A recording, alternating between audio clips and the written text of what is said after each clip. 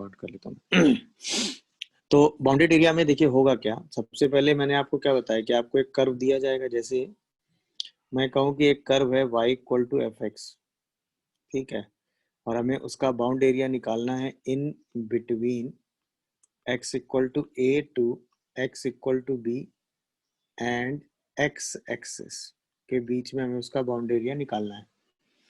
तो जैसे y equal to f x एक कर्व होगा, ठीक है। कर्व की सिचुएशन तो कुछ भी हो सकती है, वो कर्व या तो पूरा पूरा x एक्सिस के ऊपर हो सकता है, सही है, या वही same curve x equal to a से b के बीच में पूरा पूरा x एक्सिस के नीचे हो सकता है, या वही सेम कर्व a से x इक्वल टू a से b के बीच में उसका कुछ पोर्शन x एक्सिस के ऊपर और कुछ पोर्शन x एक्सिस के नीचे हो।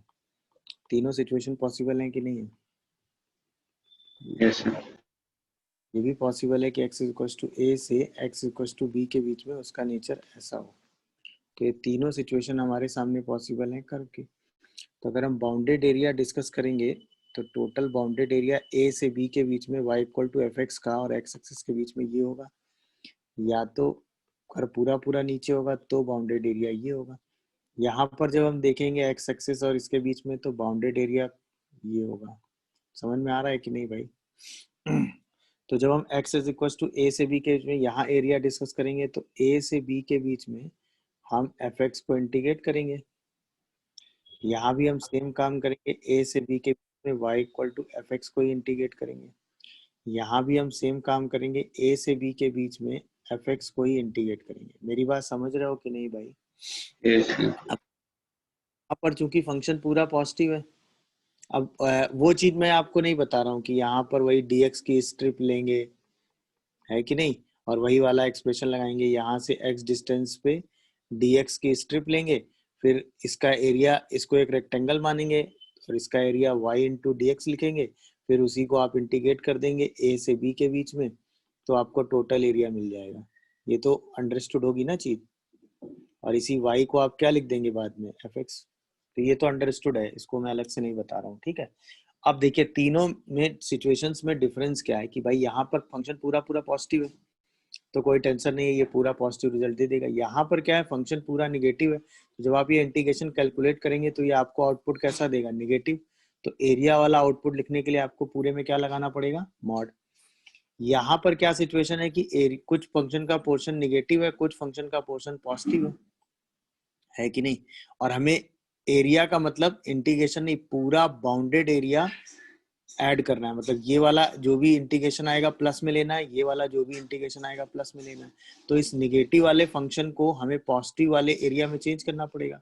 तो यहाँ पर हम इंटीग्रेशन किसका करेंगे, मॉड ऑफ एफ एक्स का।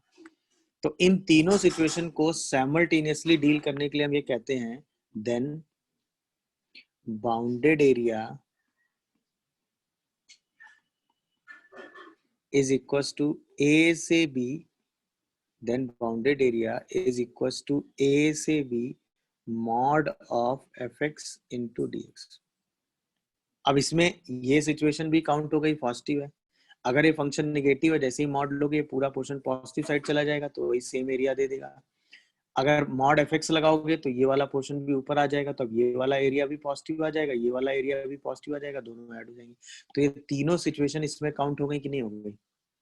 अरे हाँ या ना, क्लियर हुआ? यस तो हुआ पहला रूल। पहला रूल क्या हुआ कि अगर आपको निकालना हो bounded area of y equal in between x equal to a to x is equal to b and x axis, तो आप सीधा एक्सप्रेशन लिखते हैं a से b mod of f x into d x. ये मॉड अपने आप automatically, अगर पूरा फंक्शन पॉजिटिव है तो पॉजिटिव ओपन होता है और सिंपलीफाई करके आप बाउंडेड एरिया निकाल लेते हैं। ये जनरल स्टेटमेंट हो गया। कोई भी कर्व आपको दिया जाएगा, आप उसका बाउंड एरिया आराम से इसी कॉन्सेप्ट से सिंपलीफाई करके निकाल देंगे एक्स एक्सिस के अलावा। क्या ये बात सबको समझ में आई, ये बताओ? स्टेटमेंट आया। अगर हम इस पे बेस क्वेश्चन देखें, जैसे आपके सामने क्वेश्चन आया कि y square equal to x, ठीक है, ये कर्व है, in between x equal to 1 to x equal to 2 and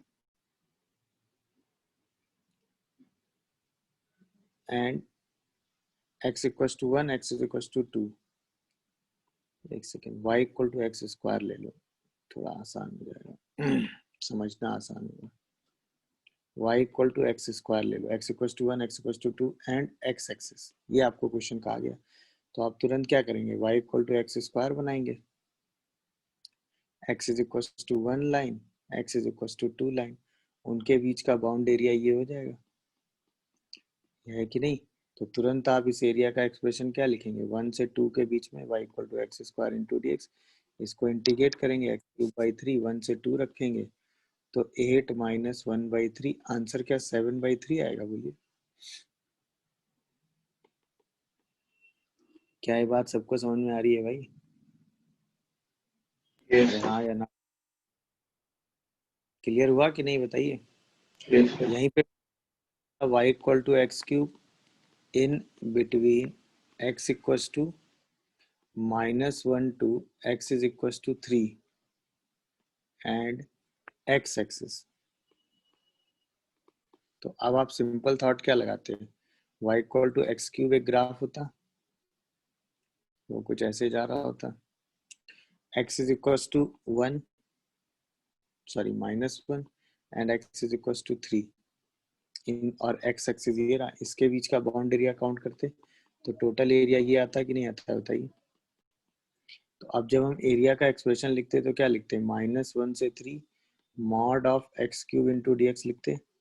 तो ऑब्वियसली -1 से 0 के बीच में ये माइनस एक्स क्यूब ओपन होता क्योंकि निगेटिव था, और फिर 0 से 3 के बीच में x cube into d x open होता कि नहीं, बोलिए भाई।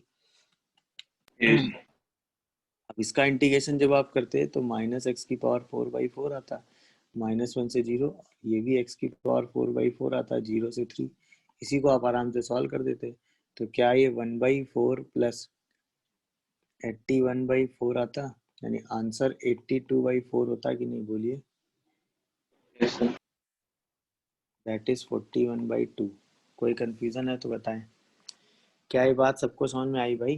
Yes sir. तो वही मॉडिफाई करके, तो ये पहला एक्सप्रेशन हो गया एक्स एक्सिस के अलॉन्ग किसी भी कर्व का, मतलब कोई भी इन जनरल कर्व आपके सामने लिखा हो, y equal to f x का x इक्वल टू ए से x इक्वल टू बी और x एक्सिस के बीच का बाउंड एरिया, तो a से b mod of f x into d x. अगर कर्व पूरा x एक्सिस के ऊपर है तो मॉड ऐसे ही हट जाएगा, जो पोर्शन नेगेटिव है उसमें अपने आप मॉड लग जाएगा। अभी जब हम जनरल रिजल्ट पढ़ेंगे ना, तो हम इस मॉड वाले रिजल्ट से ऊपर आ जाएंगे कि अपर कर्व माइनस लोअर कर्व, अपर कर्व माइनस लोअर कर्व, तो ये मॉड आपको वैसे भी अपर कर्व माइनस लोअर कर्व करोगे तो मॉड अपने आप हट ही जाएगा। बट अभी ये जनरल स्टेटमेंट है, कई बार इस स्टेटमेंट से इंटीग्रेशन सॉल्व करा लेता है, तो वो आपको पता होना चाहिए। ये बात क्लियर हो गई भाई सबको, बोलिए।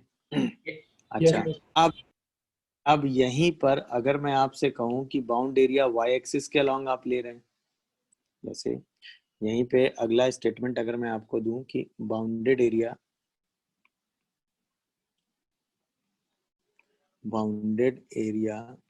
ऑफ कर्व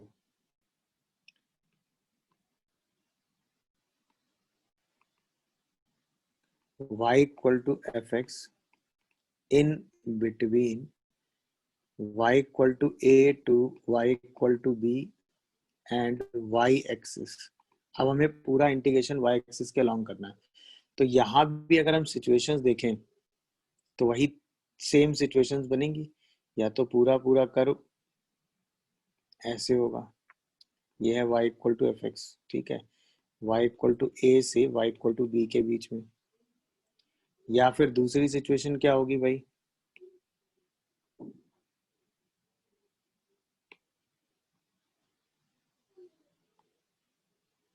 कर्व इस साइड होगा, y इक्वल टू a से y इक्वल टू b के बीच में, ये रहा y equal to f x. या फिर सिचुएशन ऐसी होगी कि कुछ कर्व राइट साइड होगा और कुछ कर्व लेफ्ट साइड हो जाएगा।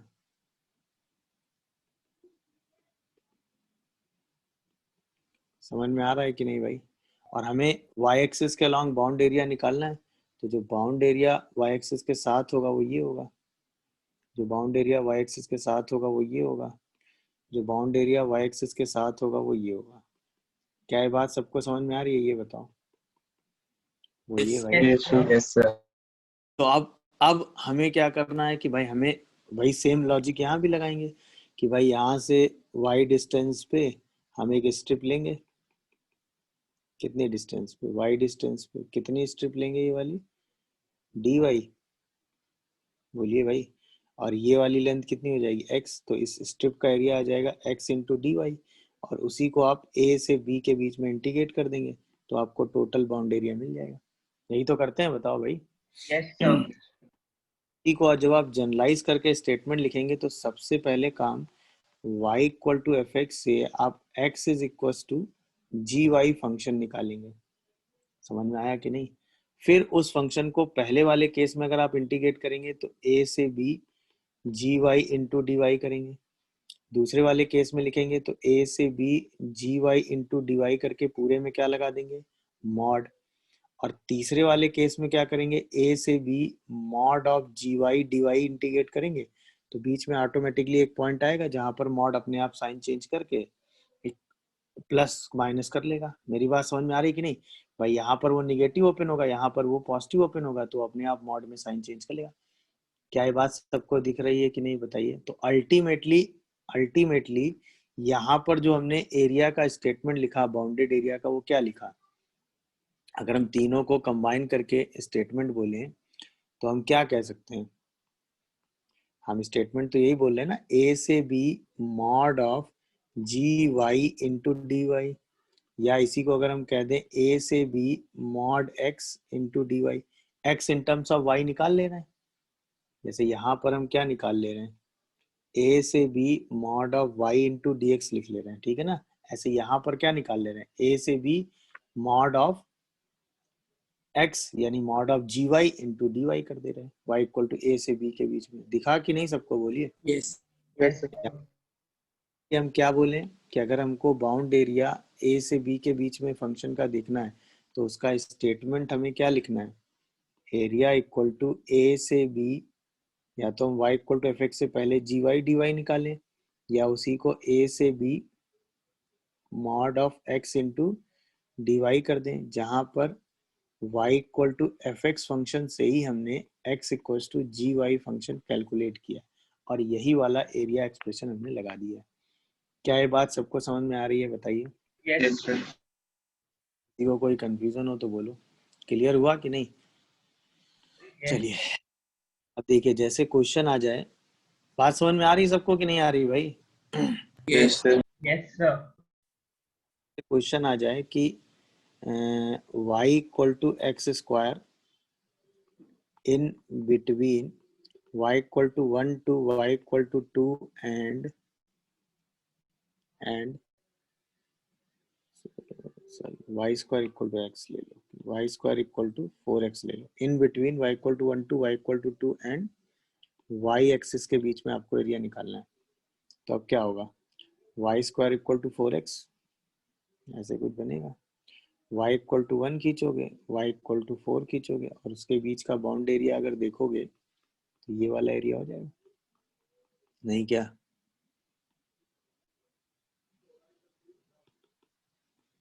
Yes. तो सबसे पहला काम क्या करोगे, x की वैल्यू लिखोगे तो वाई स्क्वायर बाई 4 हो जाएगी और फिर इसका इंटीग्रेशन करोगे तो ये y इक्वल टू 1 से 4 के बीच में y square by 4 into d y हो जाएगा और इसको तो आप आराम से इंटीग्रेट कर ही लोगे। Yes, sir.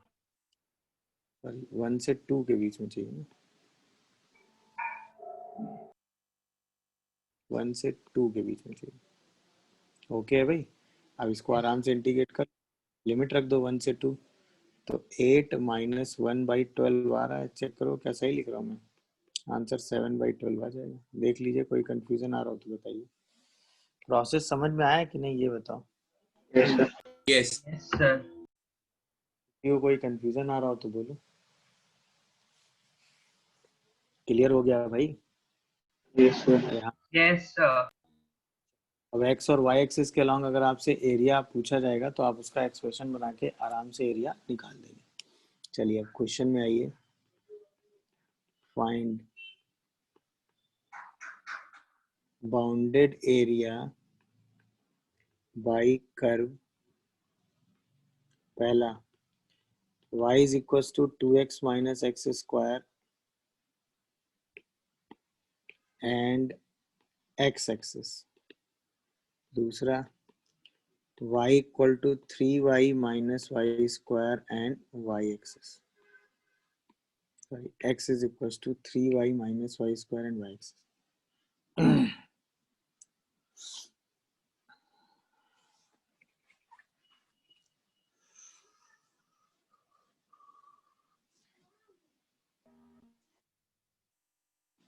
तो पहला वाला क्या कह रहा है, 2x माइनस एक्स स्क्वायर, ये तो आप आराम से बना लेंगे, x इक्वल्स टू 0 एंड 2। बोलिए, तो क्या आपको बाउंड एरिया यही मिलेगा x एक्सिस के बीच में? बोलिए, Yes, sir. एक्सिस ये हो गया और ये कर्व ये हो गया, तो हमें x इक्वल्स टू 0 से 2 के बीच में ही तो इंटीग्रेट करना है, किसको? y equal to 2x minus x square को। तो ये एरिया क्या हो जाएगा, 0 से 2 2x minus x square into d x. क्या मैं गलत बोल रहा हूँ? No.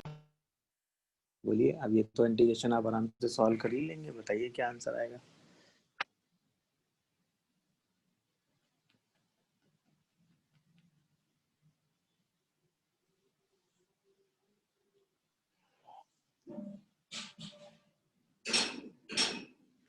सॉल्व हो रहा है कि नहीं इंटीग्रेशन भाई, ये Yes, बताओ। sir.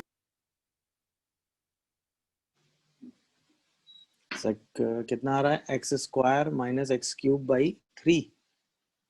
Yes, sir. Final answer कितना आया अगर किसी ने सॉल्व किया हो तो? 4/3. 4/3 आ रहा है भाई, बोलो। Yes, sir. वाले में भी सेम काम करना है, 3y माइनस वाई स्क्वायर देखोगे तो क्या ये कुछ ऐसा कर बन रहा है, देखो y इक्वल टू 0 से लेके y इक्वल टू 3 के बीच में। अरे हाँ है ना, और x is equal to 3y minus y square को इंटीग्रेट करना है, तो टोटल बाउंड एरिया तो यही होगा ना, नहीं होगा क्या, बताओ? बोलिए भाई। Yes, sir. बस इसमें एरिया का इंटीग्रेट 0 से 3y minus y cube into d y, इसी को सॉल्व करके फाइनल आंसर बता दोगे। देख लीजिए, कोई कंफ्यूजन आ रहा हो तो बताइए।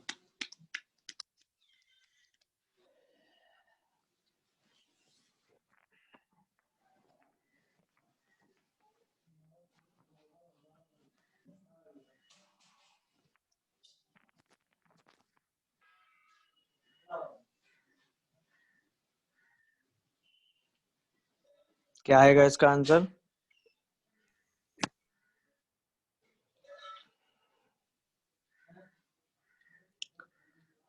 सॉल्व किया किसी ने? 9/2. 9/2। तो ये x एक्सिस और y एक्सिस के लॉन्ग कैसे एरिया निकालना है, समझ में आ गया सबको? ये तो बात हो गई एरिया के बेसिक थॉट की कि x और y के लॉन्ग आप फंक्शन जज करके एरिया निकालेंगे। अब जो जनरल रिजल्ट है, जो जनरल एक्सप्रेशन है, जो एरिया में गवर्न होता है, वो ये होता है, that is area bounded by area bounded by curve, ठीक है, y equal to f x and y equal to g x in between x equal to a to x is equal to b। अगर आपको x is equal to a से x is equal to b के बीच में bounded area निकालना है, तो अब हम इस बात का डिस्कशन करेंगे कि x is equal to a से x is equal to b के बीच में फंक्शन का बाउंडेड एरिया क्या होगा। तो इसमें अलग अलग सिचुएशंस है। जैसे पहली सिचुएशन क्या हो सकती है कि आपको सीधे पता हो कि कौन सा कर्व अपर है, कौन सा कर्व लोअर है, मतलब y equal to f x ये रहा, y equal to g x ये रहा। तो आपने कहा कि x is equal to a से x is equal to b के बीच में हमको पता है कि एफ एक्स जी एक्स से बड़ा होता है। तो ये कर्व हो गया y equal to f x, ये कर्व हो गया y equal to g x, और वो दोनों कर्व एक दूसरे को इंटरसेक्ट नहीं कर रहे हैं। सही है ना? मतलब पहला केस क्या है, y equal to f x and y equal to g x are non intersecting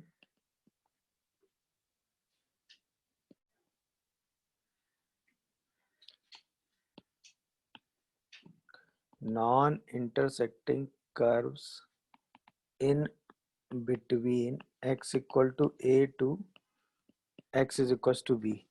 तो हमें अगर बाउंड एरिया इनके बीच का निकालना है तो थॉट एकदम सिंपल सा है, हमें ये बीच वाला एरिया चाहिए, सही है ना। तो हम क्या करें, पहले ये वाला एरिया निकाल लें एफ एक्स का, तो वो एफ एक्स ए से बी में एफ एक्स का इंटीग्रेशन हो गया। फिर हम ये वाला एरिया निकाल लें जी एक्स का, तो ए से बी जी एक्स का इंटीग्रेशन हो गया, और उन दोनों को माइनस करके ये वाला एरिया निकाल देंगे, यही तो करेंगे बताओ। तो वो एरिया का एक्सप्रेशन क्या आएगा, ए से b upper curve minus lower curve into dx. ये बात समझे कि नहीं, बोलो भाई। Yes sir. ये वाला हमारा अपर कर्व, ये वाला हमारा क्या हो गया, लोअर कर्व। ये बात समझे, अपर और लोअर कर्व वाली जो मैंने लिखी बताओ। Yes, Yes, ये हो sir. गया अपर, तो ऊपर आ रहा है, ये हो गया लोअर कर्व। तो हर बार आपको अपर कर्व माइनस लोअर कर्व लिख देना है, और जो आपने बाउंडेड लिमिट डिसाइड की है ए से बी, उसको इंटीग्रेट करके आपको अपना आंसर लिख देना है। ये एरिया का एक्सप्रेशन, अगर दोनों कर्व एक दूसरे को इंटरसेक्ट नहीं कर रहे हैं तो। मेरी बात समझ में आई कि नहीं आई? yes, चलिए sir. केस टू क्या होगा कि बोथ कर्व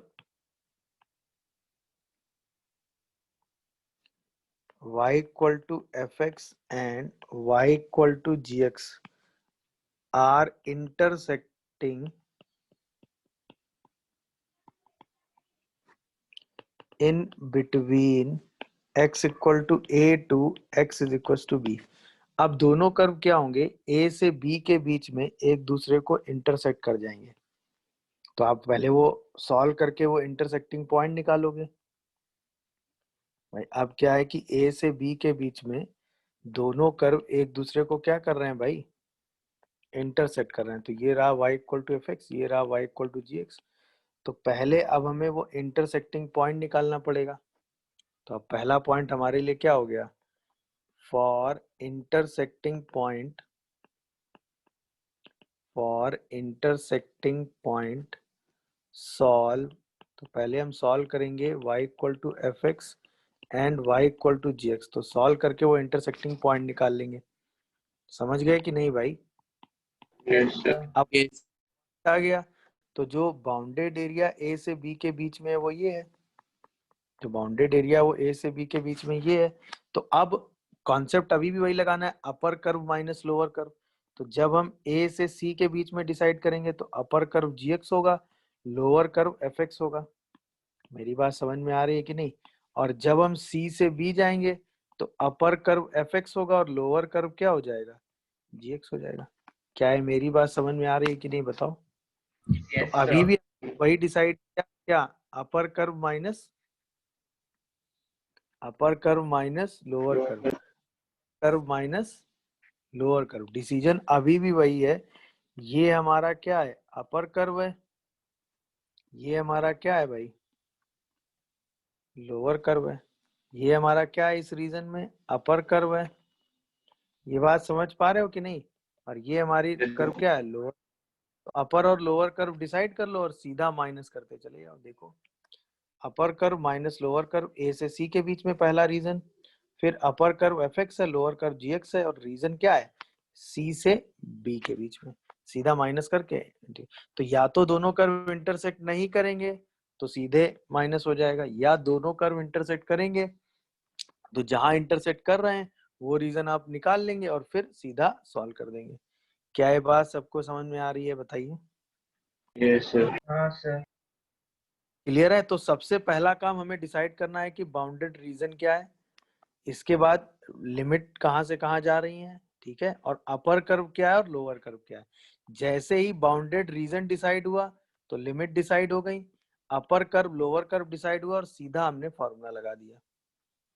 समझ में आया कि नहीं, Yes, sir. बोलो?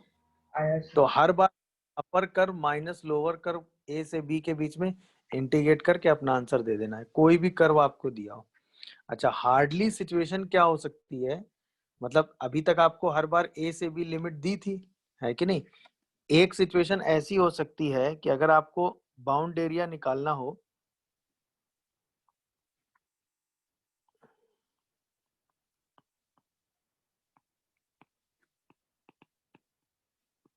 Between curve y equal to f x and y equal to g x, तो सबसे पहला काम आप क्या करोगे, फाइंड रीजन, सही ना। उसके लिए क्या करोगे, solve y equal to f x and y equal to g x, इन दोनों कर्व को सॉल्व करोगे।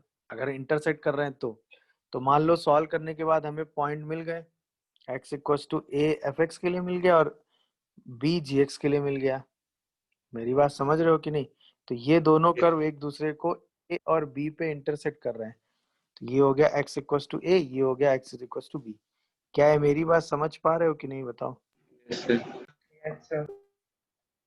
अब हमें इसका बाउंड एरिया निकालना है, तो अपर और लोअर कर्व हमको पता ही है, इंटरसेक्टिंग पॉइंट डिसाइड करके हम ये रीजन बना ही चुके हैं। मेरी बात समझ पा रहे हो कि नहीं। और अपर कर्व मान लो ये रहा y इक्वल टू, ये रहा एफ एक्स, और ये रहा मान लो y equal to g x. तो अगर हम इसका बाउंड एरिया एक्सप्रेशन लिखेंगे तो क्या लिखेंगे, पहले तो हमने जो सॉल्व करके a और b पॉइंट निकाला, तो मान लो हमने यहाँ से x is equal to a और x equal to b point निकाल लिया, तो हमें रीजन मिल गया। तो लिमिट हमारी हो गई a से b। अपर कर्व हमारा क्या हो गया, क्या हो गया भाई, अपर कर्व gx, और लोअर कर्व हमारा क्या हो गया, fx, और यही हम लिख के सॉल्व कर देंगे। अभी भी हमने वही काम किया कि नहीं। इसको क्या लिखा भाई, अपर कर्व, इसको क्या लिखा, लोअर कर्व। देख लो, कोई कंफ्यूजन आ रहा हो तो बताओ।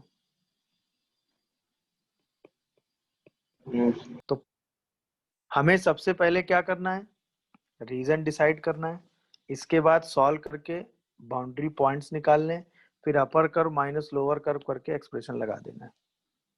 मेरी बात समझ पा रहे हो कि नहीं भाई। Yes, sir. काम हमने क्या किया, एक्स एक्सिस के अलोंग किया। ये काम हमने कैसे किया, एक्स एक्सिस के अलोंग किया। यही काम हम वाई एक्सिस के अलोंग भी कर सकते हैं। बोलिए भाई, अगर हम यही काम देखना चाहें दोनों कर्व के बीच में, जो काम हम एक्स एक्सिस के अलोंग कर रहे थे, अगर यही सेम चीज हम वाई एक्सिस के अलोंग डील करते, सपोज ये कर्व होता और ये कर्व होता और हमें बाउंडेड एरिया निकालना होता, तो बाउंडेड एरिया यही आता कि नहीं, बोलो बताइए भाई। अब ये वाला कर्व होता y equal to f x, तो यहाँ से हम x is equal to 5y निकाल लेते कि नहीं, बताओ। ऐसे ही ये वाला कर्व हमारे लिए क्या होता, y इक्वल टू जी, इसको सॉल्व करके x इज इक्वल टू हम 5 निकाल लेते कि नहीं। तो कई बार क्या होता है कि हमारा जो इंटीग्रेशन है वो x एक्सिस के अलोंग ना होके y एक्सिस के अलोंग आसानी से हो जाता है कि नहीं। Yes. कई बार ऐसी सिचुएशन, क्वेश्चन सॉल्व करेंगे तो ये चीजें देखेंगे। तो जो काम हम x इक्वल टू ए से x इक्वल टू बी कर रहे थे, वही a और b रख के हम y निकाल लेते हैं। अरे हाँ या ना। तो अब यही इंटीग्रेशन हम किस किस एक्सिस के अलोंग कर दें, y एक्सिस के अलोंग। तो यहाँ भी तो हम डिसाइड कर सकते हैं ना, ये अपर कर्व हो गया और ये हमारा क्या हो गया, लोअर कर्व हो गया। दिखा कि नहीं, बताओ। Yes, sir.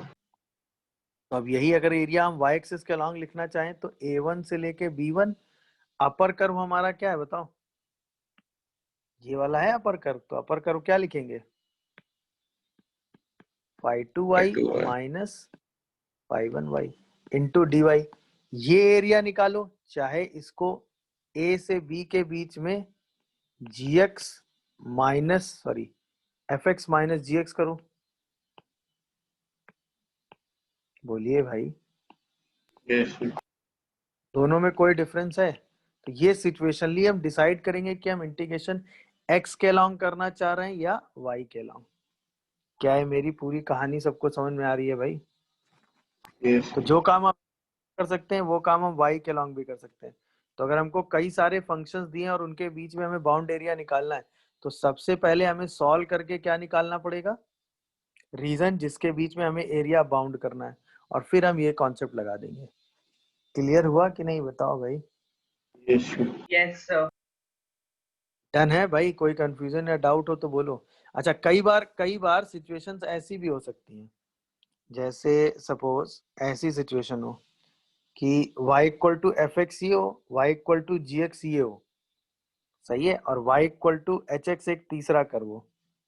तब ये रहा y equal to f x, ये रहा y equal to g x, और ये रहा y equal to h x. और अब हमें बाउंड एरिया कैलकुलेट करना है। तो टोटल बाउंड एरिया ये हो गया कि नहीं बताओ? क्या ये बात सबको समझ में आ रही कि ये टोटल बाउंड एरिया हुआ? बोलिए। तो Yes, अब sir. हमें सबसे पहले रीजन डिसाइड करना पड़ेगा, तो ये वाला पॉइंट निकालना पड़ेगा, फिर ये वाला पॉइंट निकालना पड़ेगा, और फिर ये वाला पॉइंट निकालना पड़ेगा। सही है ना? तो ये मान लेते हैं ए बी सी है। तो अगर हम इसमें चलें तो for x is equal to a, किसको सॉल्व करोगे? बोलो। y equal Y to equal to f x fx, y equal to hx. And g x, नहीं h x. y equal to f x and y equal to h x, क्या बोलो? Yes, sir. फिर for x is equal to b किसको solve करोगे? y equal to f x and y equal to g x. Yes, sir. और फिर x is equal to c के लिए किसको सॉल्व करोगे? बोलो। hx and jx. HX. y equal and y equal to g x. तो ये solve करके आप एबीसी 3 पॉइंट निकालोगे। अब एरिया का एक्सप्रेशन क्या लिखोगे? पहला रीजन ए से बी के बीच में है, तो upper curve minus lower curve. अपर कर्व क्या है भाई?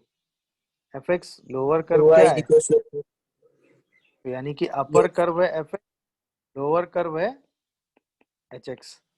मेरी बात समझ पा रहे हो कि नहीं? फिर आप Yes, बी sir. से सी, तो अपर कर्व क्या है? बोलो। जी एक्स। और लोअर कर्व क्या है? H x. तो यही चीज जी एक्स माइनस एच एक्स आ जाएगी, और इंटू डी एक्स करके ये इंटीग्रेशन सॉल्व कर देंगे तो आपको बाउंडेड एरिया मिल जाएगा। बोलिए भाई। Yes, sir. ये वाला एक्सप्रेशन क्या हो गया? Bounded area in between y equal to f x g x and h x. तो ऐसी सिचुएशंस भी आ सकती है। क्या ये बात सबको समझ में आ रही है भाई? Yes, sir. Bounded area between curves y equal to f x, y equal to g x and y equal to h x, ये बाउंड एरिया आपने निकाल लिया। क्या ये बात सबको समझ में आई? किसी को कोई कंफ्यूजन या डाउट आ रहा हो तो बताएं मुझे। No. तो एरिया में इससे ज्यादा काम आपको नहीं करना है। तो सबसे पहले आपको रीजन डिसाइड करना है। तो रीजन के लिए वही, एक बार आपने रीजन डिसाइड कर लिया, अपर और लोअर कर्व डिसाइड कर लिया, इसके बाद अगर एक्स के अलोंग चल रहे हैं तो upper minus lower curve x के अलोंग कर दो। अगर आप वाई के अलोंग कर रहे हैं तो upper minus lower curve y के अलोंग कर दो। वाई के अलोंग करेंगे तो x in terms of y निकालेंगे। मेरी बात समझ रहे हो? और अगर एक्स के अलोंग करेंगे तो y in terms of x लिखेंगे, क्योंकि x के लॉन्ग dx में इंटीग्रेशन होगा, y के लॉन्ग dy में। तो जहां जैसी सिचुएशन आती जाएगी आप इंटीग्रेशन करते चले जाएंगे। क्या ये पूरी थ्योरेटिकल एनालिसिस समझ में आई? Yes, बस sir. आपको अपर और लोअर वो डिसाइड करते ही सीधा, और उसमें कई बार आप इक्वेशन सॉल्व करके वो पॉइंट निकाल लेंगे। इससे ज्यादा टफ सिचुएशन आपके सामने आएगी नहीं। बाकी अब क्वेश्चन करेंगे तो हमको आइडिया लगता चला जाएगा।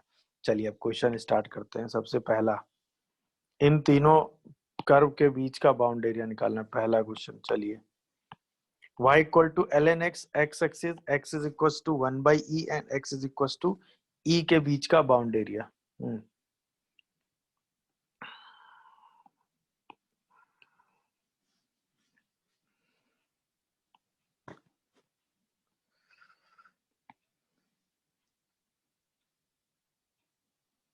क्वेश्चन समझ में आ रहा होगा सबको, नहीं आ रहा क्या? Yes, sir. तो ये रहा 1/e, ये रहा e, तो रीजन मिल गया। ये एरिया आपको चाहिए है कि नहीं? तो अपर और लोअर कर्व आपको मिल रहे हैं कि नहीं बताओ? यहाँ पे अपर कर्व क्या है? y equal to 0, lower curve क्या है? ln x। तो 0 माइनस ln x हो जाएगा, मतलब माइनस ln x। यहाँ पे अपर कर्व क्या है? ln x। लोअर कर्व क्या है? 0। मेरी बात समझ रहे हो कि नहीं? इसीलिए वो माइनस साइन आ जाता था। सिग्निफिकेंस समझ में आया कि नहीं बताओ भाई? Yes. Yes, sir. तो चाहो तो आप इसको ऐसे भी लिख सकते थे, 1/e से e mod of ln x dx। तो ओपन आप वैसे ही करते। अब जब आप 1/e से 1 रहते तो upper curve minus lower curve लिखते।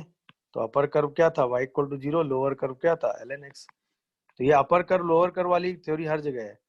1 से e के बीच में जाते तो अपर कर्व ln x था, लोअर कर्व 0 था। यही काम आप मॉड ओपन करके भी लिखते कि नहीं? बताइए भाई। Yes, sir. Yes, sir. तो आपको सिंपलीफाई करके आंसर लिख देना। अब आंसर आप आराम से बता देंगे। ln x का इंटीग्रेशन हम जानते ही हैं, x ln x minus x होता है। क्या कहते हो भाई? Yes, sir. भाई e से 1 के बीच में इसको इंटीग्रेट कर देते हैं। बताइए क्या आंसर आ रहा है जल्दी से।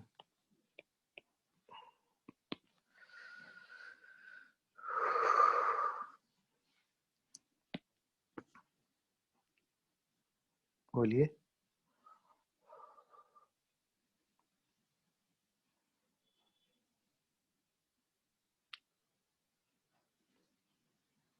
वन 2 प्लस 1/e या 2 माइनस 1/e? 2 minus 2/e। क्या आंसर आ रहा है, सॉल्व करो।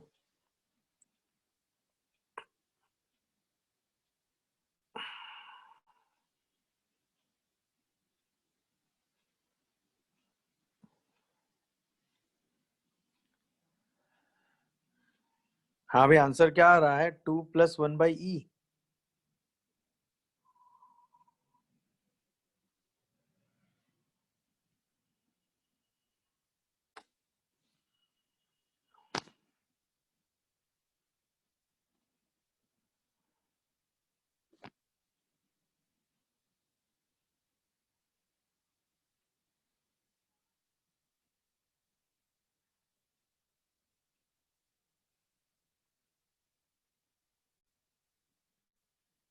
या सिर्फ 2 आ रहा है?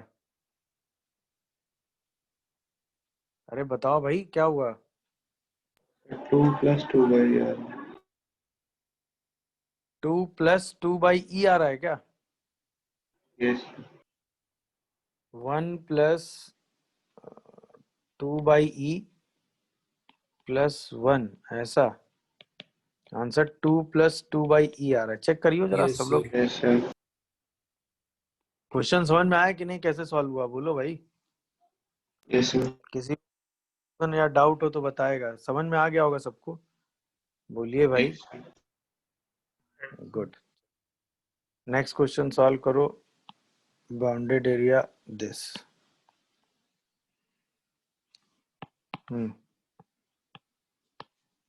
y equal to 2x minus y square and y axis के बीच का बाउंड एरिया।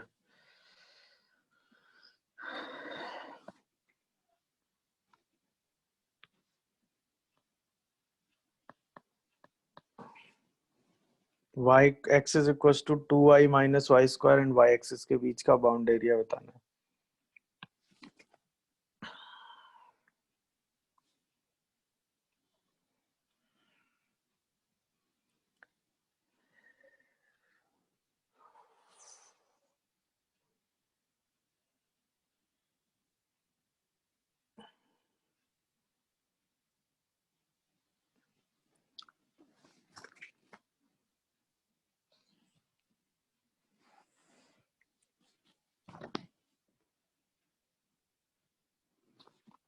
हो गया, इजी है एकदम। Yes, sir. 2y minus y square बनाओगे तो शायद कुछ ऐसा कर्व बनेगा। बाउंड एरिया बनाओगे तो ये बन जाएगा। तो सीधा y इक्वल टू 1 0 से लेके y इक्वल टू 2 के बीच में इंटीग्रेट करना है। ये y इक्वल टू 0 हो गया और ये शायद y इक्वल टू 2 हो गया। तो बस 0 से 2 के बीच में 2y minus y square into d y को इंटीग्रेट कर देना है। क्या रहा आंसर? 4 by 3. 4/3। समझ गए होगे सब लोग, कोई कंफ्यूजन? No, sir.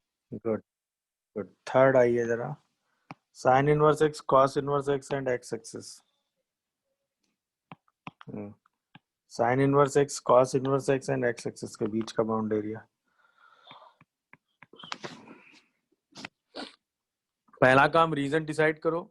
अगर कर्व इंटरसेक्टिंग है तो इंटरसेक्टिंग पॉइंट निकालो और इसके बाद एक्स जो रीजन आ रहा हो, अपर कर माइनस लोअर कर, लिमिट लगा के इंटीग्रेट कर दो, बस एरिया में इतना ही काम करना होता है। तो डिफिकल्टी लेवल रीजन डिसाइड करने में हो सकता है, डिफिकल्टी लेवल लिमिट डिसाइड करने में हो सकता है, डिफिकल्टी लेवल पॉइंट सॉल्विंग में हो सकता है, बस कॉन्सेप्ट में कोई डिफिकल्टी नहीं। एक बार ये 3 काम हो गए तो एरिया आप आराम से निकाल लेंगे इंटीग्रेशन सॉल्व करके। फिर तो नॉर्मल डेफिनेट इंटीग्रेशन लगाना है, उससे ज्यादा की जरूरत कभी पड़ेगी नहीं। उसके बाद नॉर्मल डेफिनेट इंटीग्रेशन सॉल्व करना, उससे ज्यादा की जरूरत कभी नहीं पड़ेगी, उतना काम आप आराम से कर ही लेंगे। अब वो तो आप सिचुएशनली डिसाइड करेंगे कि आप एक्स एक्सिस के अलॉन्ग जा रहे हैं या वाई एक्सिस के अलॉन्ग।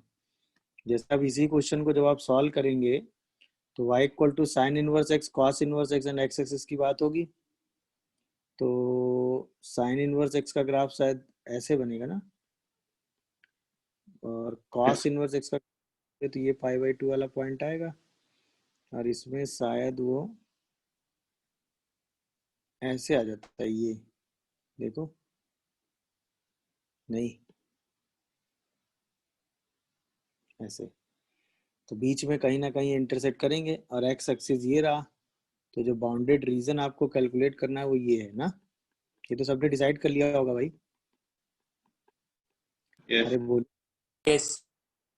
ये कर्व आपका हो गया y equal to cos inverse x, ये कर्व हो गया आपका y equal to sine inverse x, ये x इक्वल टू 0, ये x इक्वल टू 1, तो बीच में एक जगह इंटरसेक्ट कर रहे हैं, वो पॉइंट निकाल लो। तो उसके लिए किसको सॉल्व करना है, y equal to sine inverse x and y equal to cos inverse x को। तो इसको सॉल्व करोगे तो x की वैल्यू 1/√2 आ जाएगी। अरे बोलो भाई, तो ये वाला पॉइंट Yes, sir. 1/√2 सही है। तो अब अगर आप एरिया निकालना चाहते हो तो आप एरिया का इंटीग्रेशन क्या लिखोगे, 0 से लेके 1/√2, ये अपर कर्व होगा, ये लोअर कर्व होगा, तो लोअर कर्व तो एक्स एक्सिस यानी y इक्वल टू 0 है, तो इसका मतलब sine inverse x minus 0 integrate होगा, और फिर 1/√2 से 1 जाओगे तो cos inverse x into d x integrate होगा। यही तो कर रहे होगे, बोलो। Yes. Yes, sir. Yes. अब आराम से सोचो यार, x एक्सिस के अलोंग इंटीग्रेशन कितने टफ से आ गए, बट क्या यही काम हम y एक्सिस के अलोंग कर सकते हैं कि नहीं, बोलो। Yes, sir. वो कैलकुलेशन आपका आसान हो जाएगा। अगर आप यही सेम काम y एक्सिस के अलोंग करोगे तो आपका कैलकुलेशन क्या हो जाएगा, आसान हो जाएगा। क्या ये मेरी बात समझ रहे हो कि नहीं, बोलो। Yes, sir. जैसे अगर हम यही काम y एक्सिस के अलोंग सोचें, यही सेम सिचुएशन है, हम इसको y एक्सिस के अलोंग सोचें, तो y एक्सिस के अलोंग कुछ ऐसी सिचुएशन हमें मिल रही है, तो हमें बस ये वाला पॉइंट और निकालना पड़ेगा, हाँ या ना बताओ। तो जैसे ही 1/√2 रखोगे तो ये वाला पॉइंट तुरंत हमें क्या मिलेगा, π/4, तो 0 से π/4, यहाँ से आप x लिखोगे तो साइन y आ जाएगा, यहाँ से आप x लिखोगे तो cos y आ जाएगा। तो y इक्वल टू 0 से y इक्वल टू π/4 के बीच में ये अपर कर्व हो गया, ये लोअर कर्व हो गया। मेरी बात समझ पा रहे हो कि नहीं। तो यही एरिया का एक्सप्रेशन 0 से π/4 cos y minus sine y लिख सकते हो कि नहीं। Yes, अरे sir. वो, तो अब बताओ ये इंटीग्रेशन आसान है आपके लिए करना या ये इंटीग्रेशन। ऑब्वियसली y एक्सिस के अलोंग करना आसान पड़ेगा कि नहीं, बताओ। Yes, sir. Yes, sir. ये इजी वे हो गया इस क्वेश्चन को करने का, हाँ या ना। तो कोई जरूरी Yes, नहीं कि sir. आप इंटीग्रेशन एक्स एक्सिस के अलोंग करेंगे, वो सिचुएशनली है। हो सकता है कि हमको सिचुएशनली ऐसी सिचुएशन दिख रही हो जहां पे हम इंटीग्रेशन y एक्सिस के अलोंग कर सकते हो, तो हम तुरंत अपने इंटीग्रेशन को किस एक्सिस के अलोंग कर देंगे, बताइए, y एक्सिस के अलोंग। क्या है मेरी बात सब लोग समझ पा रहे हो, नहीं समझ पाए। Yes, sir. Yes. ये तरीका भी है इस क्वेश्चन को करने का, बट इससे आसान तरीका ये है। अब ये इंटीग्रेशन तो यार आप आराम से कर लोगे, Yes, sir.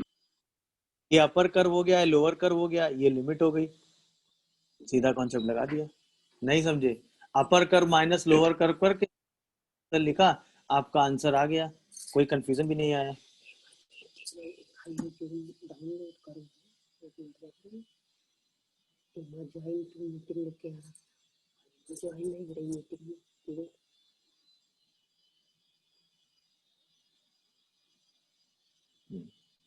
समझ में आया सबको कि नहीं, बोलिए।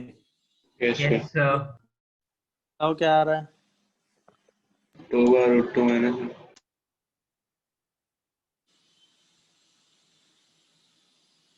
हाँ भाई, रूट 2 माइनस 1. Root 2 minus 1.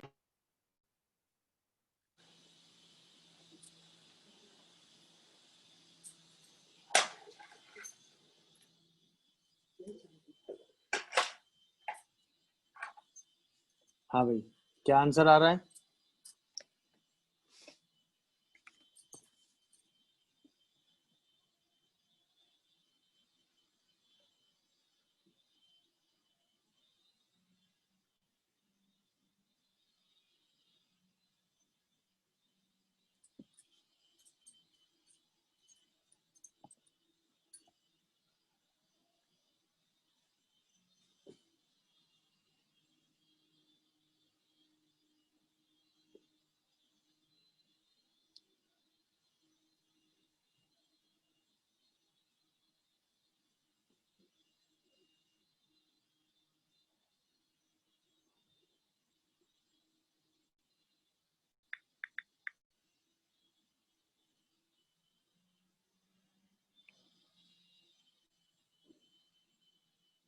हो गया भाई सॉल्व? कोई कंफ्यूजन? नो. क्या आंसर आया? √2 - 1। Yes sir. चलिए, तो समझ में आया कि नहीं कैसे डिसाइड किया कि एक्स एक्सिस के लॉन्ग करना था? गुड। चलिए, ये इस क्वेश्चन का आंसर बताइए।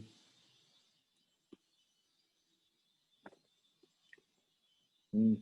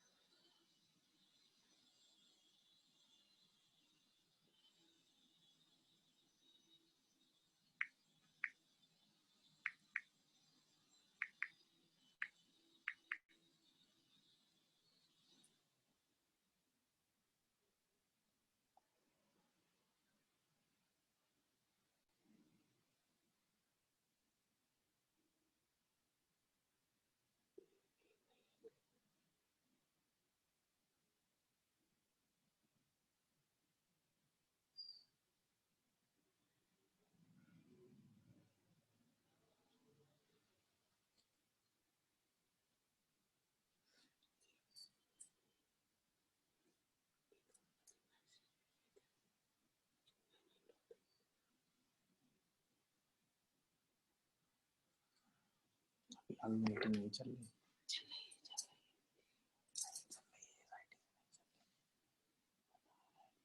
हाँ भाई, y equal to x axis और इसके बीच का एरिया बताइए। 11/3. 11/3। Yes.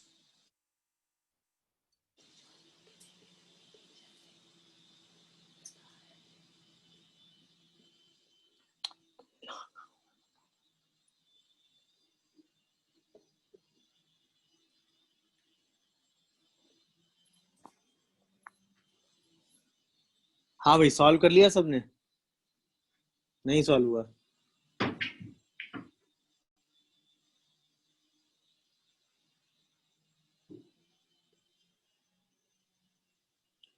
ये रहा y एक्सिस, ठीक है। तो पहला कर्व तो शायद 1 + √x है ना, y इक्वल टू 1 + √x। तो y इक्वल टू 1 ये रहा, √x है तो ये ऊपर ही जा रहा होगा ऐसे। दूसरा कर्व है 2/√x, तो वो कुछ ऐसे आ रहा होगा, दिख रहा है कि नहीं? और y Yes, equal sir. To x4 कुछ ऐसे आ रहा होगा, देखो जरा ध्यान से। यही तो सिचुएशन होगी भाई। ओहो, Yes. देख लीजिए आराम से, कोई दिक्कत? हाँ या ना? तो ये वाला कर्व आपका क्या हो गया? y equal to 1 + √x। ये वाला कर्व क्या हो गया? y equal to 2/√x। ये वाला कर्व क्या हो गया? y equal to x/4। और ये हो गया आपका y एक्सिस। बोलिए भाई, तो जो यस बाउंड, सर. वो बाउंड एरिया कुछ यही बनेगा कि नहीं, बोलो? दिख रहा होगा सबको? Yes, sir. आपको निकालना है तो ऑब्वियसली सबसे पहले आपको क्या डिसाइड करने पड़ेंगे? Boundary points. बोलिए, तो एक बाउंड्री पॉइंट तो आपको मिल रहा है 0, आपको ये वाला पॉइंट निकालना पड़ेगा, ये वाला पॉइंट निकालना पड़ेगा। हाँ या ना बताओ भाई? Yes. तो ये वाला पॉइंट निकालने के लिए आप क्या करोगे, बोलो? ये वाला पॉइंट निकालने के लिए किन दो कर्व को सॉल्व करोगे? y equal to x by 4 and y equal to नहीं y equal to 2 by root x, Yes. y equal to 2 by root x और y equal to 1 plus root x क्या, Yes, sir. Yes.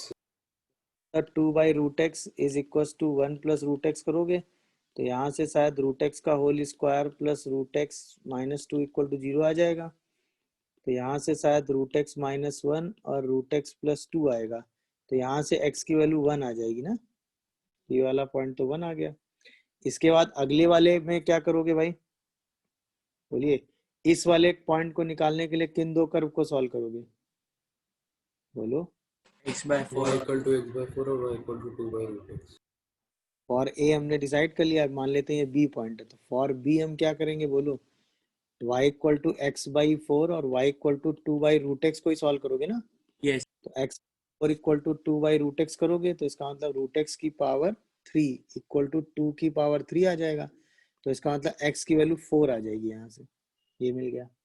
अब अपर और lower curve आपके पास है, reason आपने निकाल ही लिया है, तो सीधा एरिया वाला आंसर क्या लिखोगे, सबसे पहले 0 से 1 जाओगे, ये वाला रीजन। तो ये अपर कर्व हो गया, ये लोअर कर्व हो गया। क्या है, मेरी बात समझ पा रहे हो कि नहीं। Yes. तो 1 root x minus x by 4 into d x. इसके बाद आप 1 से 4 जाओगे, ये अपर कर्व हो गया और ये लोअर कर्व हो गया। क्या है, मेरी बात समझ रहे हो कि नहीं सब लोग। तो अब अपर 2 बाई रूट एक्स और लोअर कर्व हो गया x by 4 into d x. इसी को सॉल्व करके आंसर लिख दोगे। क्या ये बात सबको समझ में आ रही है भाई। Yes, sir. Yes. डन। तो इससे आपका क्या हम इसी चीज को y एक्सिस, उससे कैलकुलेशन थोड़ा सा रिड्यूस होगा। अगर आपको रीजन बनाने में जितनी मेहनत करनी है वो तो करनी थी, बट कैलकुलेशन सॉल्व करने में आप अपना थोड़ा सा टाइम बचा सकते हैं। कैसे बचा सकते हैं, देखो ये वाला पॉइंट जैसे ही 4 रखोगे 1 आएगा, हाँ या ना। तो क्या ये एक ट्रायंगल बन गया, बोलो। अरे बताइए भाई। Yes. Yes. तो जो एरिया Yes, sir. में एरिया ऑफ ट्रायंगल मान लेते हैं, ये पॉइंट जो 1 है इसको P कह देते हैं। तो एरिया ऑफ ट्रायंगल OBP चाहिए और प्लस आगे वाला एरिया मान लेते हैं A1 चाहिए, ये वाला एरिया।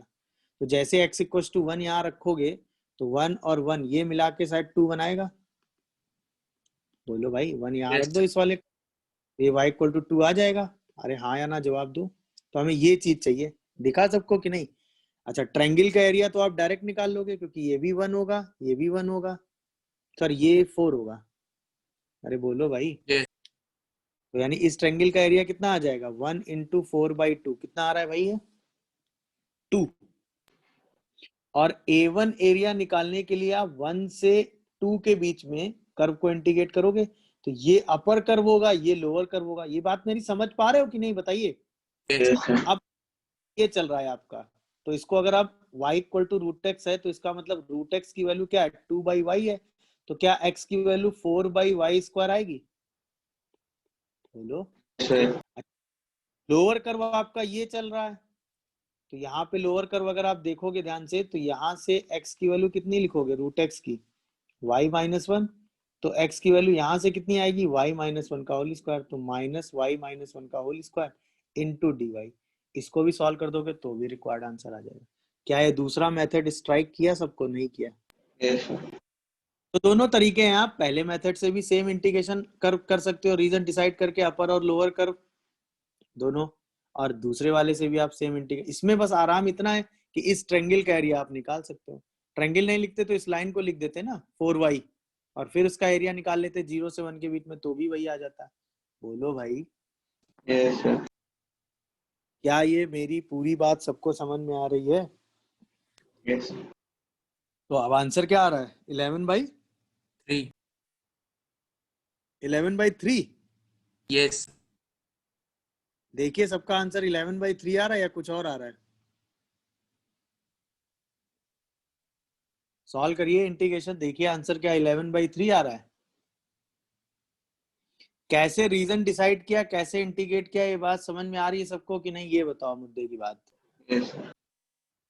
अब आंसर मैच कराओ। अब तो बात नॉर्मल डेफिनेट इंटीग्रेशन करना है बस, वो तो आप आराम से कर ही लेंगे, सीधा लिमिट रखेंगे सॉल्व कर देंगे। इसमें क्या है कि बस ये वाली लिमिट, ये जल्दी हो जाएगा, बस थोड़ा सा कैलकुलेशन फास्ट हो जाएगा, और कोई बात नहीं। काम तो इससे भी आप कर ही लेंगे, बट इसमें क्या है कि ये वाला एरिया डायरेक्ट निकला है, और ये इंटीग्रेशन 1/y² का इंटीग्रेशन आपको पता ही होता है, -1/y होता है, नहीं? बोलो। Yes, sir. इंटीग्रेशन थोड़ा सा जल्दी हो जाएगा कि नहीं, बताओ? Yes, sir. बस उससे आपका थोड़ा टाइम बच जाएगा, बस, और कोई बात नहीं है। देख लीजिए, कोई कंफ्यूजन आ रहा हो तो बताइए।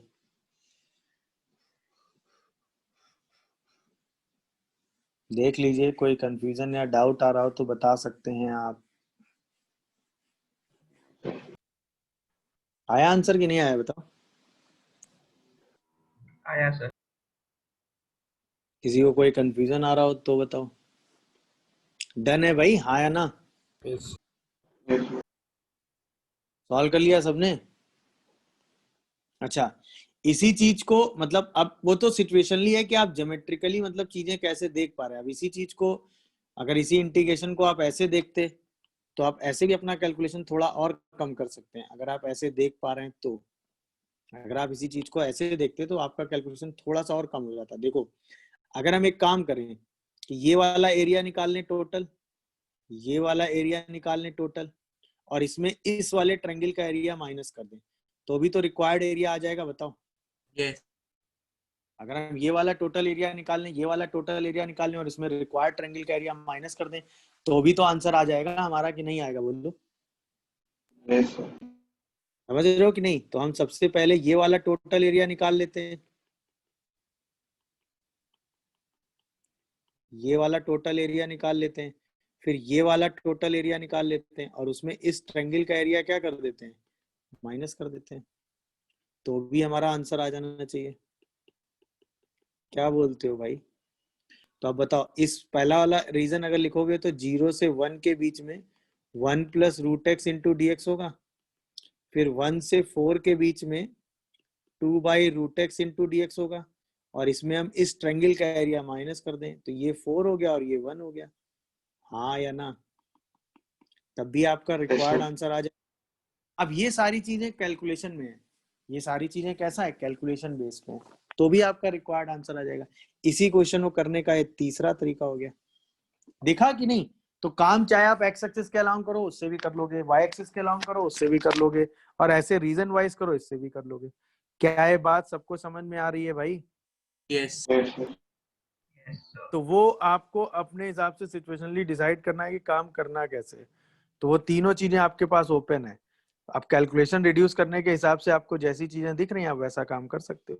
जहां कोई जनरल इस तरह की ज्योमेट्री दिख रही, वहां आप ट्रायंगुलर ये सब बना के सॉल्व कर सकते हो।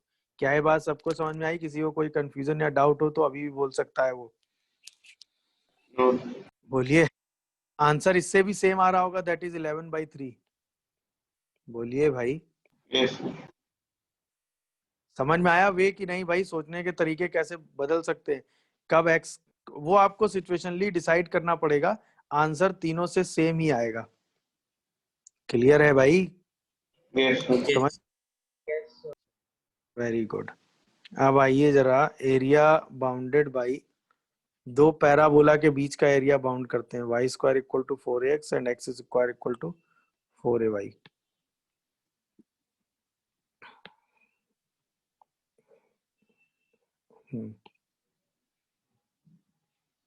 चलिए पैराबोला के रिजल्ट देख लेते हैं। हाँ, y² = 4x and x² = 4ay के बीच का बाउंड एरिया। तो ऑब्वियसली दोनों पैराबोला एक दूसरे को इंटरसेक्ट कर रहे होंगे। एक पैराबोला ये होगा और एक पैराबोला ये होगा। बोलो भाई, Yes, sir. दोनों एक दूसरे को इंटरसेक्ट कर रहे होंगे, तो हमें बाउंड एरिया यही वाला निकालना है, नहीं? क्या बोलो? Yes, sir. तो सबसे पहला काम हमें क्या सर्च करना पड़ेगा? Point of intersection. निकालो जरा, पॉइंट ऑफ इंटरसेक्शन क्या आ रहा है, बोलो। तो x की पावर 4 = 4by²। तो x की पावर 4 = 4b² इंटू y² मतलब 4x, एक x कॉमन, x³ नहीं क्या,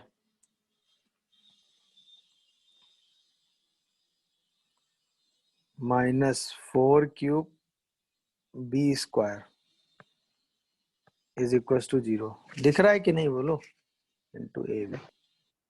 Yes, sir. तो यहाँ पॉइंट x इक्वल टू 0 आया और एक पॉइंट आया 4ab² की पावर 1/3।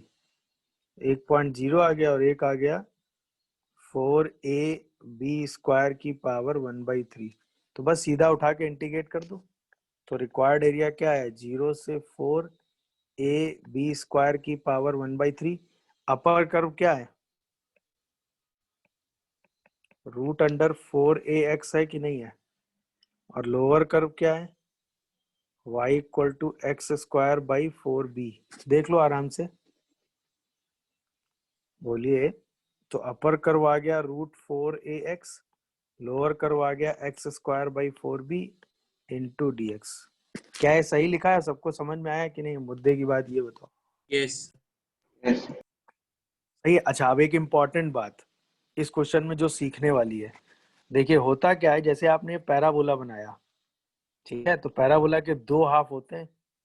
मान लो parabola y² equal to 4x बनाया आपने, तो यहाँ पे दो कर्व है, प्लस माइनस √4ax। दिख रहा है कि नहीं सबको, बोलो भाई। Yes, sir. तो जो इस पर लीफ लेते हैं वो y equal to √4ax plus की होती है, जो लोअर लीफ लेते हैं वो माइनस √4ax होती है।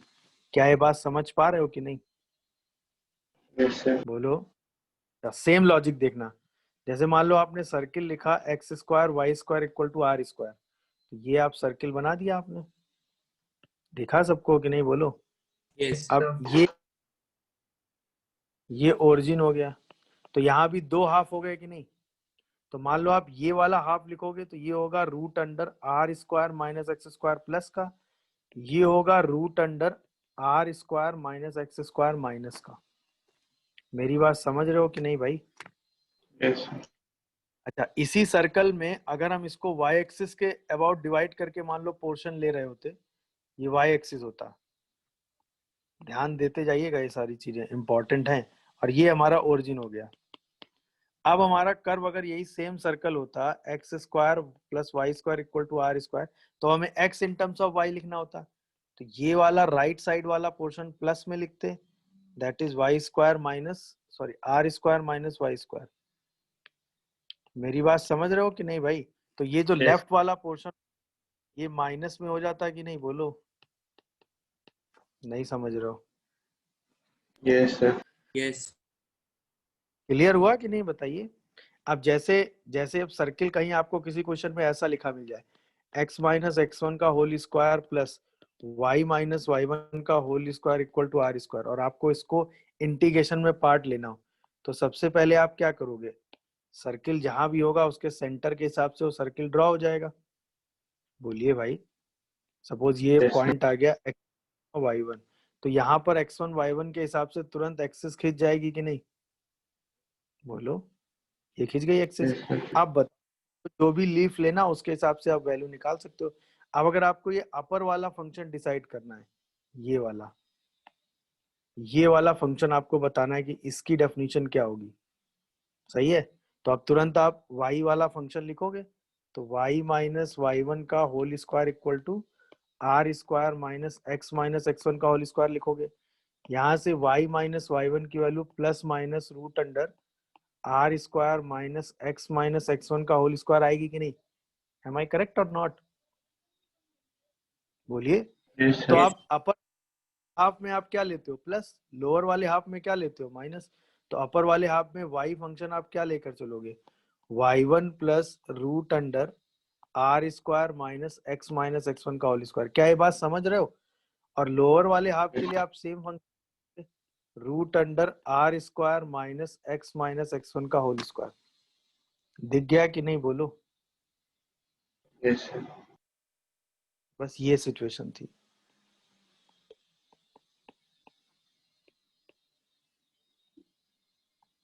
बोलिए। Yes. समझ Yes, गए sir. होंगे मेरी, डाउट आ रहा है तो बताइए।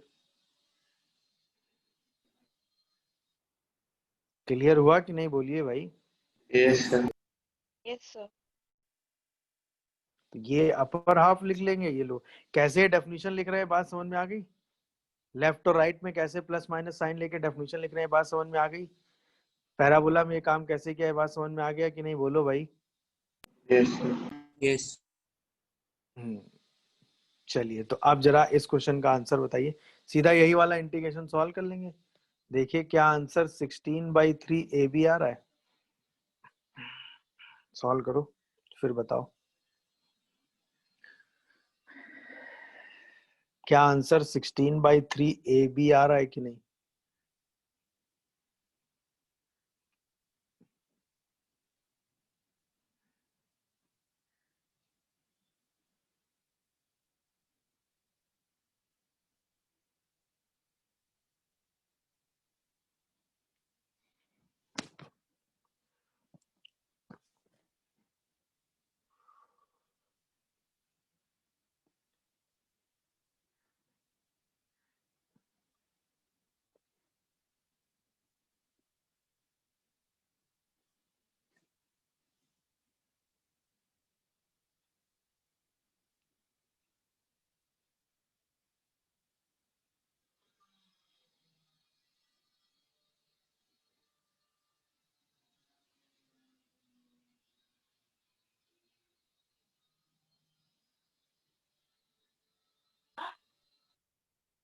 आ रहा है कि नहीं भाई, मैं सॉल्व करूं।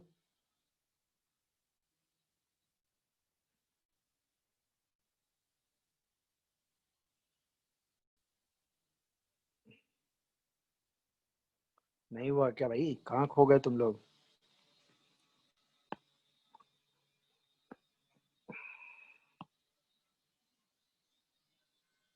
अरे भाई इंटीग्रेशन नहीं हो रहा क्या।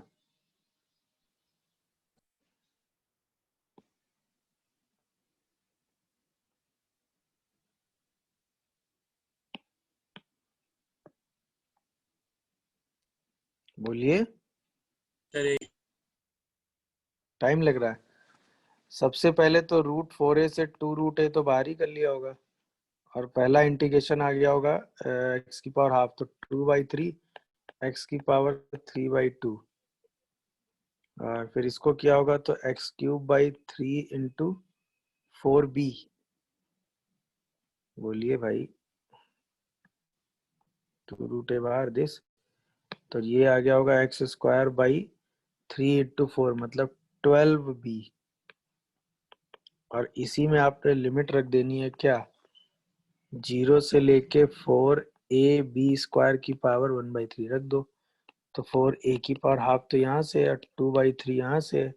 x की जगह बस वैल्यू रखनी थी आपको क्या, 4ab² की पावर 1/3 की पावर 3/2 माइनस 4ab² की पावर 1/3 का क्यूब, और होल डिवाइडेड बाई 12b, ये आ गया। अब बस इसी को सॉल्व करना था। तो 4 स्क्वायर था तो 2³ बाहर आ जाता, तो 2³ बाहर आ जाता तो 8 ऑलरेडी था ही, और 8 और आ जाता तो ये शायद 64/3 तो बाहर आ गया।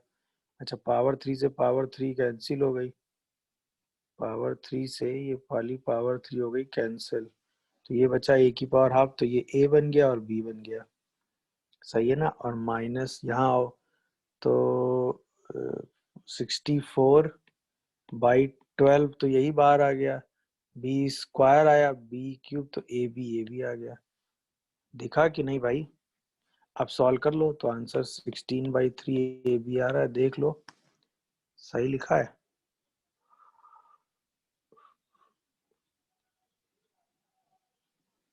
बोलो।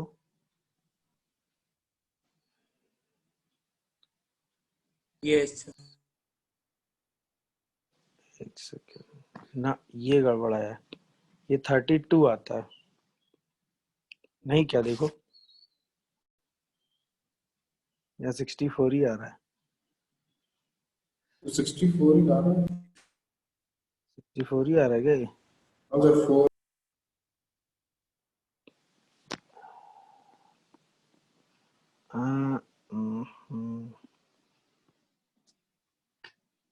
देखो कैलकुलेशन ठीक है ना? हाँ सर 64 ही आ रहा है सर। नहीं, आंसर 16/3 भी आ रहा है ना? Solve okay.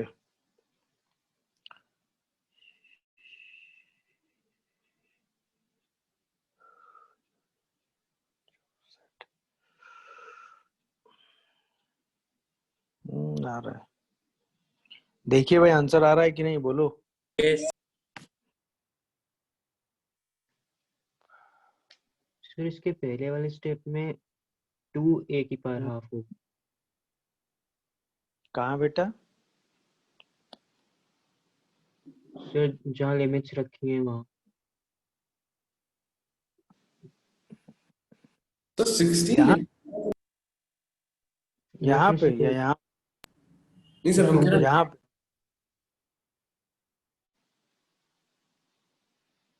कहाँ पे 2a की पावर हाफ होगा? ये वाला? Yes sir. अच्छा, ये मैंने 4 लिख दिया ना। ये गड़बड़ है, यही डबल हो गया है, तो फिर ये गड़बड़ आ गया। ये कितना आएगा? 32 आएगा फिर तो, दो स्टाफ। हाँ आंसर ठीक है। हाँ भाई 16/3 ये भी आ रहा, ठीक है। समझ गए कि नहीं भाई, बोलो। थोड़ा कैलकुलेशन एरर था, वो तो सही हो गया। सही ना? अब इम्पोर्टेंट जो बात है वो जो मैं बताना चाह रहा हूँ, चलो ये तो कैलकुलेशन था, नॉर्मल आपने कर लिया। इम्पोर्टेंट बात क्या है वो देख लो, पैराबोला के बारे में। Y x square equal to 4ay and y square equal to 4x, ये दो पैराबोला दिए हुए हैं जिनका वर्टेक्स सेम है। जिनका वर्टेक्स क्या है? सेम है। ये इस पैराबोला की एक्सिस है, ये इस पैराबोला की एक्सिस है, दोनों एक्सिस आपस में परपेंडिकुलर है। तो इन दो पैराबोला के बीच का एरिया ये रहा। दिख रहा है सबको कि नहीं भाई? अच्छा, ये वाला पैराबोला है y square equal to 4x, ये वाला पैराबोला है x square equal to 4ay। तो ये जो बाउंडेड एरिया है ये आता है 16/3ab, यानी इसी को हम 4a 4b/3 लिख सकते हैं। अरे हाँ या ना? 4a मतलब latus rectum of first parabola, Yes, sir. 4b मतलब latus rectum of second parabola by 3। देखा कि नहीं भाई? बट कंडीशन सिंपल सी इतनी है कि दोनों की एक्सिस कैसी होनी चाहिए? परपेंडिकुलर और वर्टेक्स सेम होना चाहिए। बोलिए, दोनों की एक्सिस कैसी है? परपेंडिकुलर और वर्टेक्स कैसा है? सेम। समझ आया कि नहीं भाई? तो यानी कि area bounded by two parabola with same vertex and axis are perpendicular each other। तो वो एरिया क्या होता है? 1/3 latus rectum of P1 into latus rectum of P2। क्या ये बात सबको समझ में आई? शॉर्टकट बताइए। तो जब भी ऐसी सिचुएशन मिल जाएगी तो आप सीधा यही सेम कॉन्सेप्ट लगा दीजिएगा। जब भी आपको ऐसी सिचुएशन मिल जाएगी आप सीधा यही सेम कॉन्सेप्ट लगा दीजिएगा। क्या ये बात सबको समझ में आ रही है भाई? किसी को कोई कंफ्यूजन या डाउट हो तो बोलो। नहीं समझे? बोलिए। समझ गए। जैसे क्वेश्चन आपसे ये पूछ दिया जाए, क्वेश्चन है कि if bounded area between x square equal to lambda y and y square equal to lambda x is 8 unit, ठीक है, फाइंड लैम्डा। बताओ, सीधा आंसर दे पाओगे कि नहीं? अब क्या हम इसमें कर बनाए, कैलकुलेशन करें, ऐसा कुछ करेंगे क्या? ना, हमने देखा भाई दोनों पैराबोला आपको डायरेक्ट दिए हुए हैं। सीधा हम कहेंगे कि भाई इसका जो बाउंड एरिया होगा वो कितना होगा? 1/3 लैम्डा स्क्वायर, बोलो। और ये किसके बराबर दिया हुआ है? 8। तो लैम्डा स्क्वायर सीधा कितना होगा? 24। तो क्या लैम्डा की वैल्यू 2√6 आ जाएगी प्लस माइनस? अरे हाँ या ना जवाब दो। Yes, sir. सीधा आंसर लिख देंगे क्योंकि बाउंड एरिया सीधा आ गया ना। 1/3 पहला लेटस रेक्टम, दूसरा लेटस रेक्टम, क्योंकि दोनों का वर्टेक्स सेम है और एक्सिस परपेंडिकुलर है। क्या ये बात दिखी सबको कि नहीं, बोलो? Yes sir. गुड। ऐसे कई सारे शॉर्टकट्स हैं। जैसे अब ये क्वेश्चन आ जाए, इसमें इस कर्व के बीच का बाउंड एरिया आपको निकालना है। देखिए क्वेश्चन दिखने में बहुत डरावना है बट सॉल्व करने में एकदम आसान है। इसका बाउंड एरिया आपको निकालना है।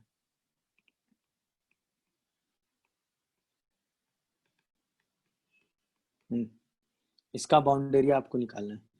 तो अगर आप पहला वाला पैराबोला देखें तो x square plus 2x is equal to y minus 2 है। इसको आप x square plus 2x minus plus 1 is equal to y minus 1 लिख सकते हैं, यानी x माइनस 1 का whole square equal to y minus 1। दूसरा देखो, y square minus 2y equal to minus 4x minus 5, y square minus 2y plus 1 equal to minus 4x minus 4, Y minus 1 का whole square equal to minus 4x minus 1। दोनों parabola देखकर आपको क्या पता चल रहा है? अगर आप y माइनस 1 को कैपिटल Y और x माइनस 1 को x प्लस 1 आ रहा है ना, x प्लस 1 को कैपिटल X बोल दें, दिखा? तो पहला पैराबोला क्या है? X square equal to y. दूसरा पैराबोला क्या है? Y square equal to minus 4y minus 4x। तो क्या दोनों की एक्सिस परपेंडिकुलर है? यस। क्या दोनों का वर्टेक्स सेम है? यस। तो बाउंड एरिया सीधा कितना हुआ? 1/3 पहले वाले का लेटस रेक्टम, दूसरे वाले का लेटस रेक्टम। सीधा आंसर 4/3 आया कि नहीं, ये बताओ? Yes sir. हाँ या ना? Yes, sir. तो बस तो किया कि दोनों का एक्सिस परपेंडिकुलर आ गया और दोनों का वर्टेक्स सेम आ गया, तो तुरंत हमें पता होता है दो पैराबोला के बीच का bound area 1/3 4a into 4b होता है। पहले का लेटस रेक्टम, दूसरे का लेटस रेक्टम लिखा, सीधा मल्टीप्लाई करके आंसर लिख दिया। क्या ये बात समझ में आ रही है यस किसी को? दोनों बातें समझ में आई कि नहीं आई, बोलो? Yes sir. Yes sir. ये बात, ये शॉर्टकट क्लियर हुआ? जहां जरूरत पड़ेगी वहां ये शॉर्टकट आप तुरंत लगा दीजिएगा, ठीक है? चलिए पैराबोला के बारे में अगला शॉर्टकट देखो। जैसे ये सपोज एक पैराबोला है, ठीक है? ये पैराबोला की एक्सिस है, ये पैराबोला था, ये पैराबोला की एक्सिस थी, मतलब एक्सिस के परपेंडिकुलर एक लाइन है, ठीक है ना, जो वर्टेक्स पे टेंजेंट है, बेसिकली ऐसे समझ लो। अब हम क्या करें, कोई भी एक लाइन खींच दें, कहाँ पे? इसी के पैरेलल कोई भी एक लाइन खींच दो तो ये आएगा। अब अगर हमें ये वाला बाउंड एरिया निकालना है तो जो ये एरिया होगा वही ये नीचे वाला एरिया होगा कि नहीं, ये बताओ? जो ये एरिया होगा वो, क्योंकि सिमेट्रिसिटी है ना पूरी, तो ये एरिया आपको अगर कैलकुलेट करना है, बोलिए भाई। और ये एक पैराबोला कर्व है y square equal to 4ax, suppose ऐसा मान लेते। तो अब ये लाइन हमने खींची x इक्वल टू लैम्डा, तो तुरंत हम क्या करेंगे, ये वाला रेक्टेंगल कंप्लीट करेंगे। समझ गए कि नहीं? O A B C, तो जो रिक्वायर्ड एरिया होगा ना वो हमेशा 2/3 होगा एरिया ऑफ रेक्टेंगल OABC। तो ये हमेशा OABC के एरिया का 2/3 होगा ऑलवेज। लैम्डा कुछ भी हो कोई फर्क नहीं पड़ता, बट ये रिजल्ट ऑलवेज वैलिड है। ये जो रिजल्ट होगा ये हमेशा इस एरिया का 2/3 आएगा ही आएगा, एनी कंडीशन। मेरी बात समझ रहे हो कि नहीं? लैम्डा कुछ भी रख लो कोई फर्क नहीं पड़ता, ये इसका हमेशा 2/3 ही आएगा। बात समझ पा रहे हो कि नहीं भाई? Yes sir. जब भी आपको इस पैराबोला के वर्टेक्स से लेके यहाँ तक के बीच का बाउंड एरिया निकालना, तो एक तो आप तरीका है आपके पास कि आप x इक्वल टू 0 से लैम्डा इंटीग्रेट कर दो।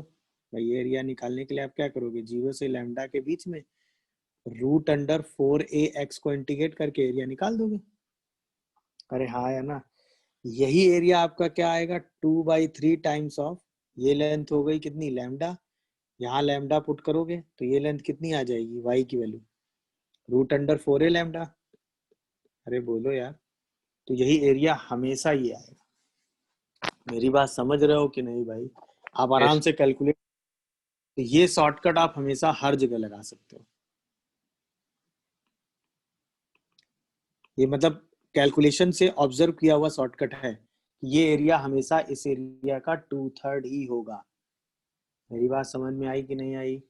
Yes Yes, sir. फिर इसी पैराबोला और जो अभी आपने एक परपेंडिकुलर वाला एक्सिस का पैराबोला बनाया, सपोज ये एक परपेंडिकुलर एक्सिस वाला पैराबोला है, ठीक है, ये पैराबोला है, दोनों जहां कट कर रहे होंगे ये वाला ऐसे करके, तो यहाँ पे 3 रीजन मिल रहे हैं।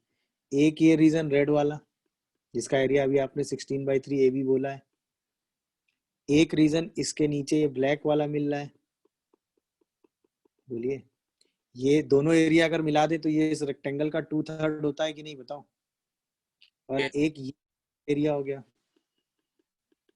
सही है ना, ये तीनों एरिया सेम होते हैं, समझ गए कि नहीं, मतलब y square equal to 4ax, x square equal to 4ay, समझ रहे हो कि नहीं। Yes, sir. तो ये जो पॉइंट आएगा ये वाला और ये वाला पॉइंट, और ये जो टोटल एरिया आप निकालेंगे ये तीनों एरिया सेम आते हैं।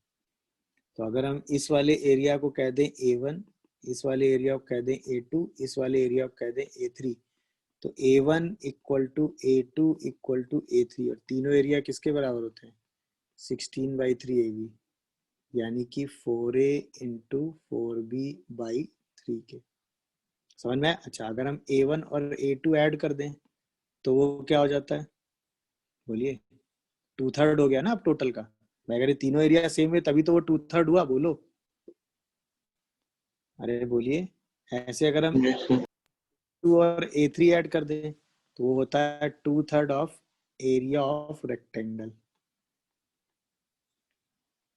क्या ये बात सब लोग समझ रहे हो कि नहीं, शॉर्टकट पूरा। Yes, sir. Yes, sir.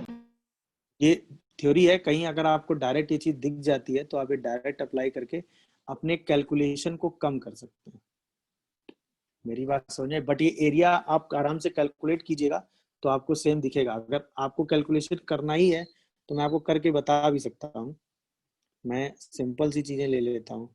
Y square equal to 4x, x square equal to 4y, अभी देखो सारा कैलकुलेशन हो जाएगा।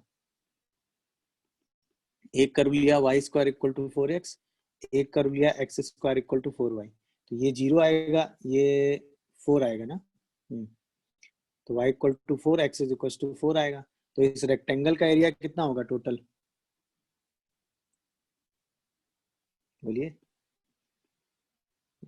एरिया ऑफ रेक्टेंगल कितना होगा, बोलिए।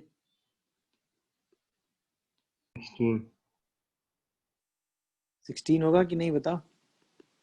Yes, sir. 4 इंटू, अच्छा अगर आप ये रेड वाला एरिया निकालो, ये एरिया कितना आएगा, ये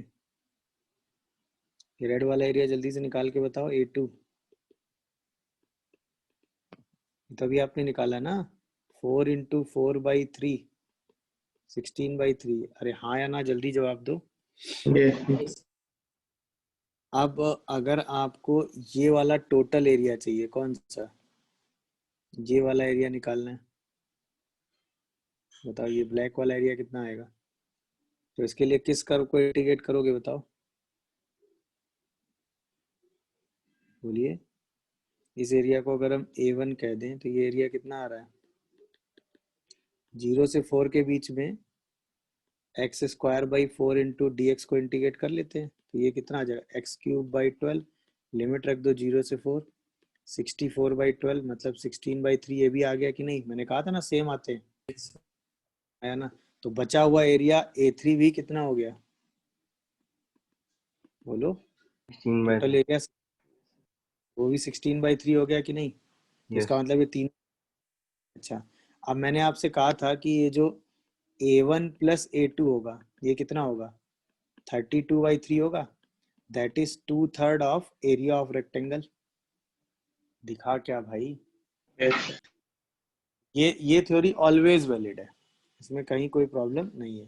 तो ये आप हमेशा डायरेक्ट रिजल्ट लगा सकते हैं, बट कंडीशन सिंपल सी है, क्या, Axis per दोनों vertex. पैरापेंडिकुलर और वर्टेक्स सेम। Yeah.